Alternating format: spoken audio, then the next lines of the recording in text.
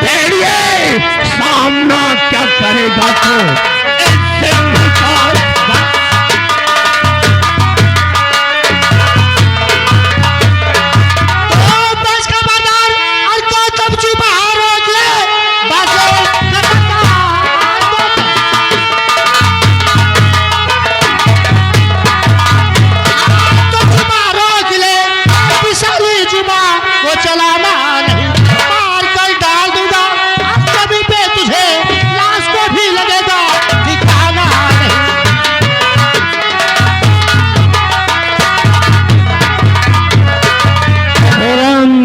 तेरी इतनी बड़ी मजाल कि तू गौतम के सामने आकर ललकार रहा है। गौतम, मैं कहता हूँ मेरे रास्ते से हट जा, वरना इसी वक्त तुझे जिंदा जला दूंगा। और जिस तरह से तूने मेरी माँ को परेशान किया है, आज उसी तरह से तू मेरे हाथों से मारा जाएगा। क्या करेगा तू? क्या करेगा तू? वो तो समय बताएगा मैं क्या करूंगा।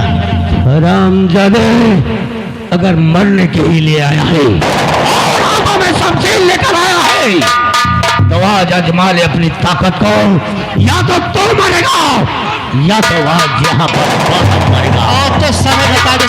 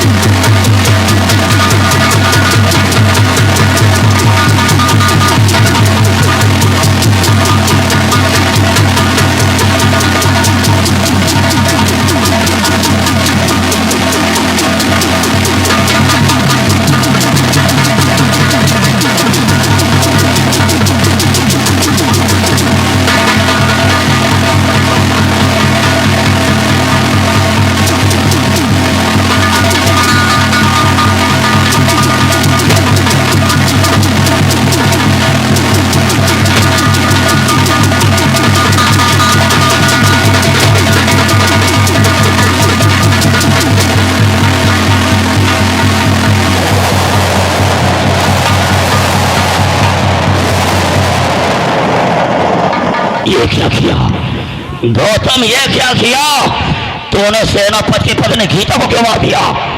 अब बताओ क्या होगा? ये क्या किया तूने? कुछ नहीं होगा, कुछ नहीं होगा चाचा जी, कुछ नहीं होगा। लेकिन बेटे गौतम, इस हरामजादे को उठा करके ऊंची पहाड़ी से बहते उस साले को बाहर फेंको। ले जा रहे इसे, उठा करके फेंक साले को, उठा करके फेंक दे और सेनापति के घर में आग लगा देंगे साले के।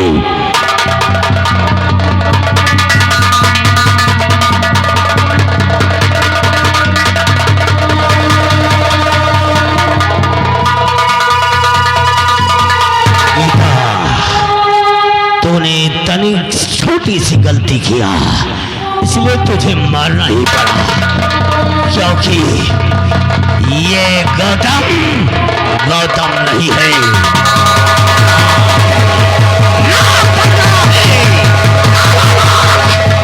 जिसको एक बार कस लेता है तो सांस नहीं लेता।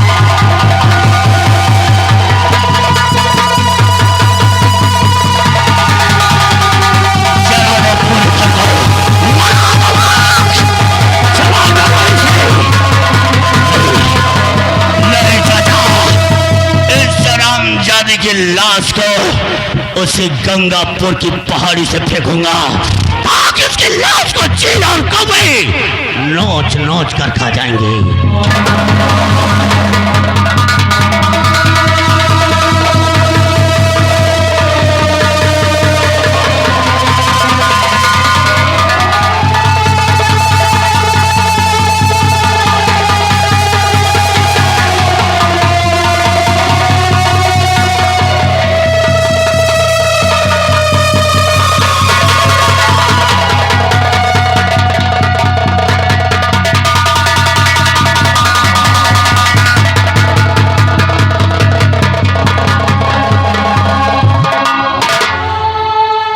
ऐसे हो गया, इस पापी ने हमारे घर को जला कर राख कर दिया।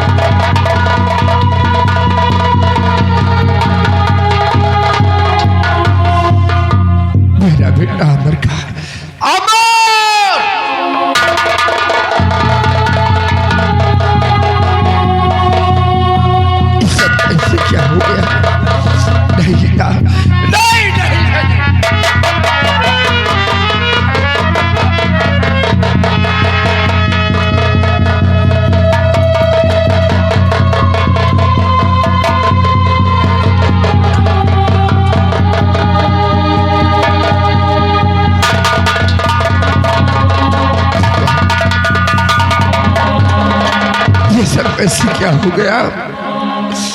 किस पापी ने आकर मेरे घर को जला कर राख कर दिया? नहीं,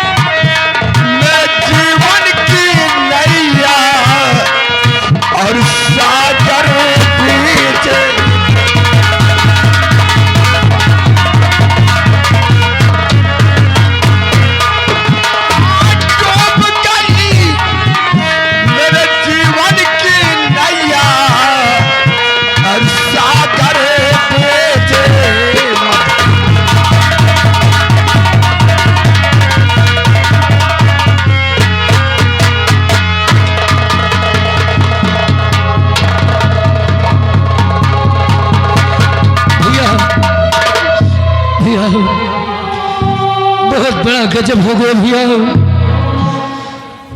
आपके घर में आग लगाने वाला और आपकी पत्नी को मारने वाला कोई और नहीं भैया, वही मंत्री अभय प्रताप सिंह और राजकुमार गौतम सिंह ने आपके घर को जलाकर राख कर दिया भैया।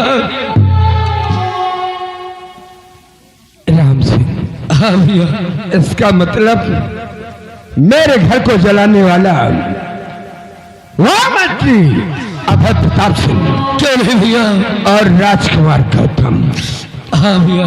आज तक मैं सेना पर मयंक सिंह था, लेकिन आज के बाद मयंक सिंह का नाम खत्म हो गया। अभय प्रताप सिंह, जिस तरह से तूने मेरे घर को जलाकर राख किया है, मेरे बच्चों को जलाकर राख कर दिया है, अगर तुझे दौड़ा दौड़ा कर गोली नहीं मारा तो समझ लेना कि मेरी मां का दूध हराम है। आज तक मैं सेनापति मयंक सिंह था, अब आज के बाद मान सिंह का नाम खत्म हो गया। अब अपने आप को डाकू महपाल सिंह के नाम से मशहूर करूंगा। कौन है भैया? कुत्ते अभय प्रताप सिंह और राजकुमार गौतम साले दौड़ा दौड़ा कर गोली नहीं मारा तो समझ लेना कि अपनी माँ के कोख से पैदा नहीं हुआ। राम सिंह, हाँ भैया, इस लाश को ठिकाने लगा दो और आओ हमारे साथ, आओ हमारे साथ, हम देखेंगे अभय प्रताप सिंह को। अभय प्रताप सिंह, अब मैं तेरी मां बनकर आ रहा हूं।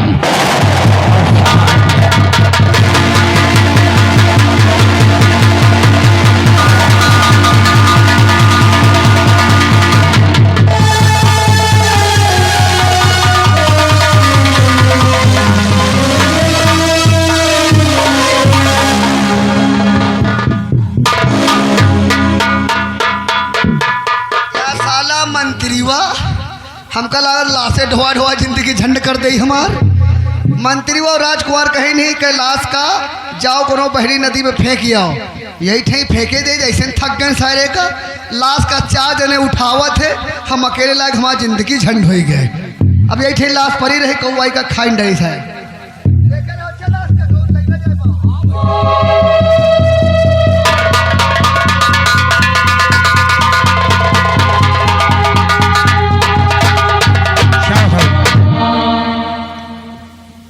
मैं काफी दीवाना हूँ और उसी रास्ते जाता हूँ। अरे ये कौन लड़का बेहोश पड़ा हुआ है? इसे मैं लगता हूँ, इसे सुनो क्या?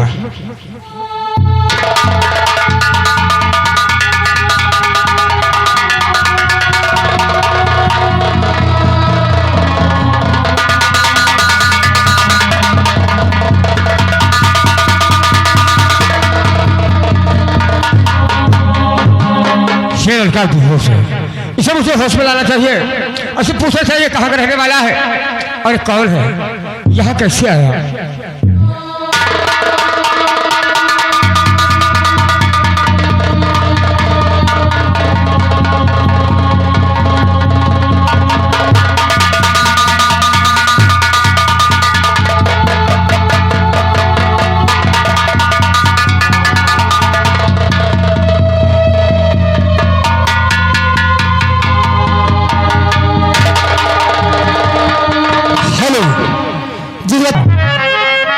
कहाँ के रहने वाले हो और तुम्हारा नाम क्या है? लेकिन मैं आपसे कुछ जानना चाहता हूँ और सुनिए कि मैं आपसे जानना क्या चाहता हूँ।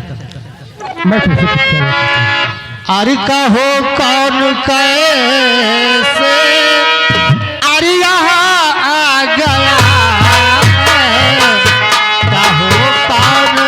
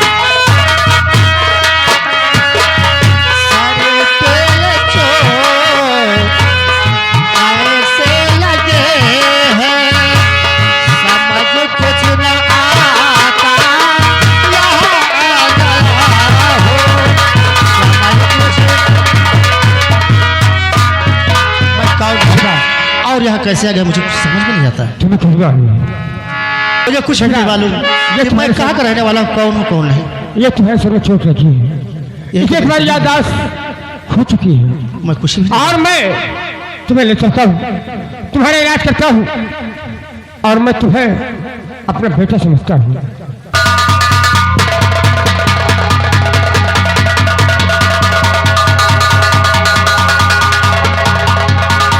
कौन मुझे और महाराज गंगा सिंह एक दिन तेरे खानदान को मिटा करके इस सिंहासन पर ये ठाकुर अभय सिंह बैठेगा।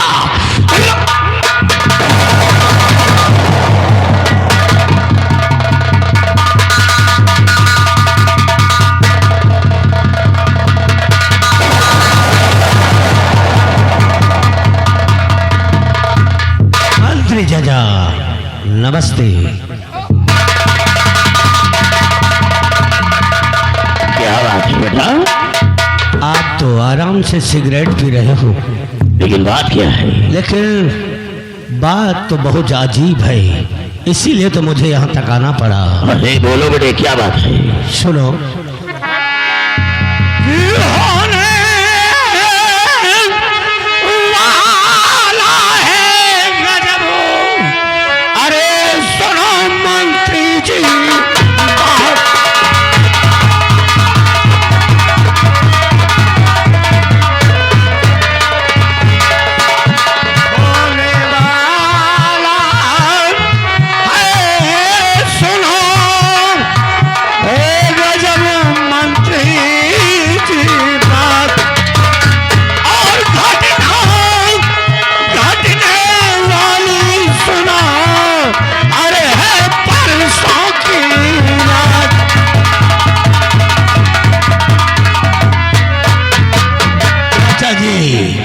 बहुत गजब होने वाला है और ऐसी घटना आखिर हुआ शायद मैं सोच ही नहीं पा रहा हूँ। राजकुमार गौतम, आखिर हुआ क्या है? गौतम घटी और साफ करो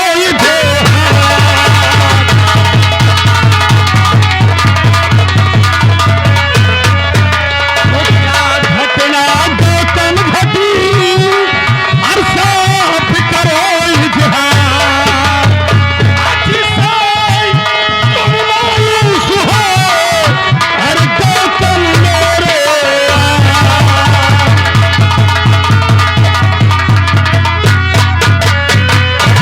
आखिर बेटे हुआ क्या है? चाचा जी सुनाओ कि हुआ क्या है? कि होने वाली शादी मधु की सुनाओ, होने वाली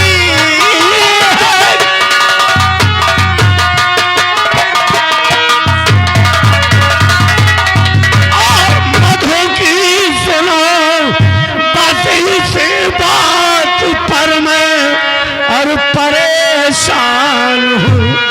मेरी शादी मधु से और करा दीजिए, मानूंगा मंत्री जी ऐसा एहसान है।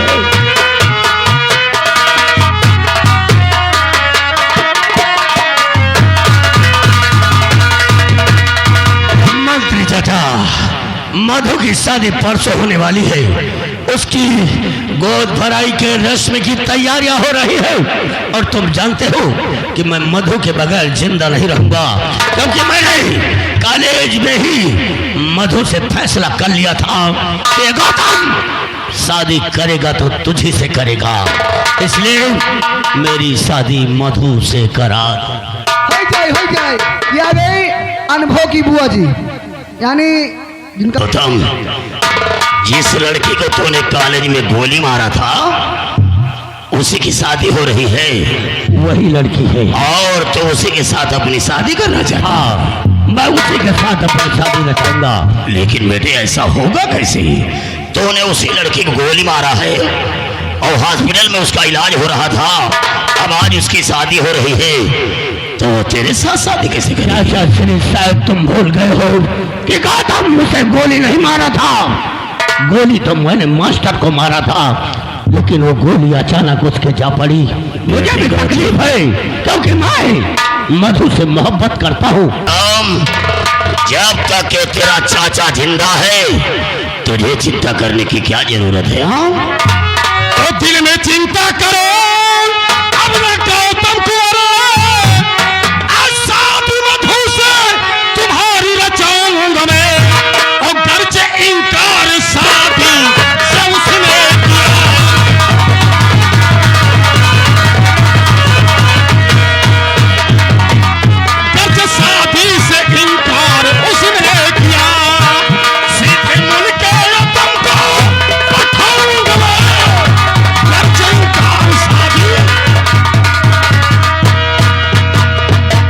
बेटा गौतम तू चिंता फिक्र मत कर, वो मधु तेरी है और तेरी रहेगी।